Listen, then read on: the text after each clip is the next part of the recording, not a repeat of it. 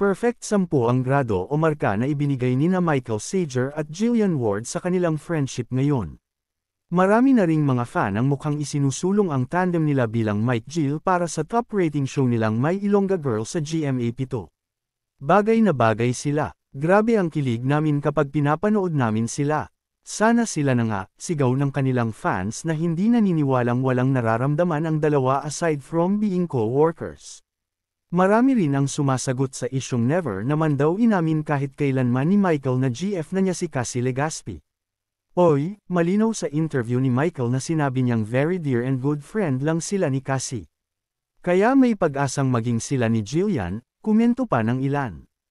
Well, as usual, ganyan naman talaga lagi kapag may mga show ang inililink na mga artista. Pero sa sang-ayon kami nakakaiba at grabe naman talagang nakakikilig ang tandem ng Mike Jill. Swak na swak ang kanilang mga hajihikan at pagtawang nawawala na ang mga mata dahil feel nilang masaya sila.